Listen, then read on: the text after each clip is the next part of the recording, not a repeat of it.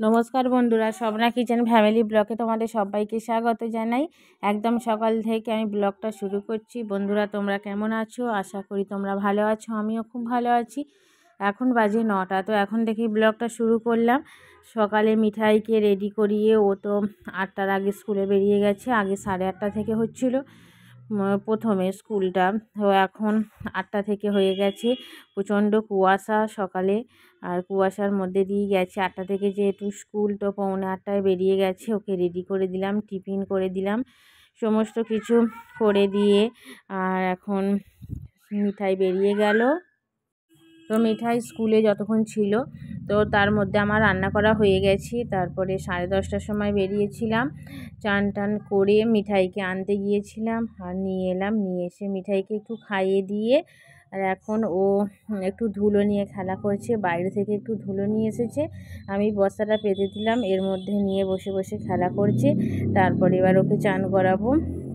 আর অন্যান্য কাজ আছে, বাসন মাজা, একটু ঘরদোর পরিষ্কার করা।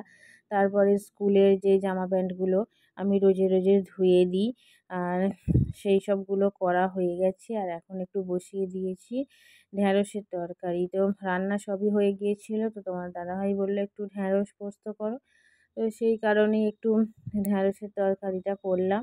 আর তারপরে আসার সময় নিয়ে এসেছিলাম একটু মাছ। তো ডালটাও হচ্ছে আমার অর্ধেক রান্না করেছিলাম, করে তারপরে গেছি। আর তারপরে আসার সময় একটু মাছ নিয়ে এসেছিলাম, সেই মাছটাকে এখন ভাজা করে নিচ্ছি। আজকে মাছ হবার কথাই ছিল না, তো তোমার দাদাভাই বললো বাড়ি যাওয়ার সময় যদি মাছ পাও মাছ নিয়ে, তো একটু ভালো দেখে মাছ নিয়ে এসেছিলাম। মিঠাইকে চান টান করিয়ে দিলাম, আর ওকে এখন বসিয়ে দিয়েছি মাছের মাথাটা দিয়ে। আমার ওদিকে একটু কাজকর্ম আছে, চান করিয়ে একেবারে পরিষ্কার করে এখন বসে বসে মাছের মাথাটা খাক। আর ওকে দেখেই বোঝা যাচ্ছে যে ওর কতটা পরিমাণে ঘুম পেয়েছে। এবার ওকে আমি ঘুম পাড়িয়ে দেব।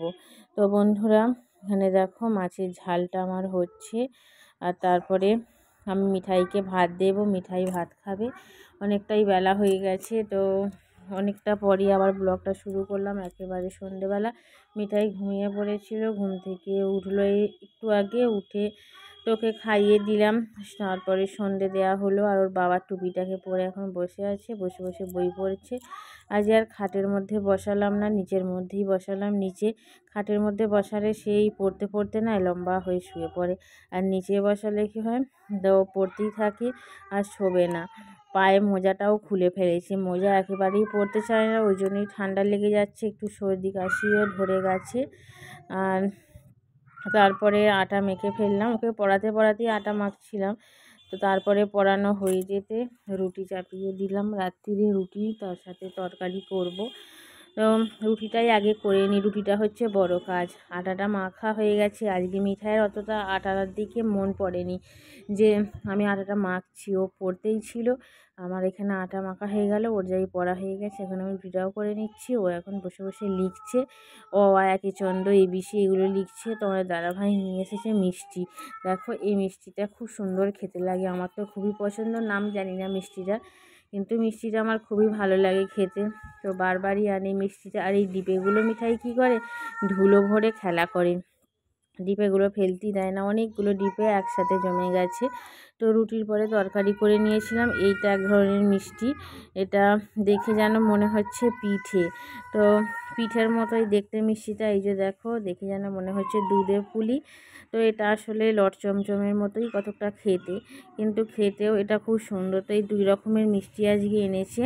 তো বন্ধুরা, অনেকটাই রাত্রি হয়ে গেছে, এবার আমরা রাতের খাবার খাবো। মিঠাইয়ের খাওয়া হয়ে গেছে। তো আজকের মতো ব্লগটা এখানেই শেষ করছি। প্রথম থেকে শেষ পর্যন্ত দেখার জন্য অসংখ্য ধন্যবাদ।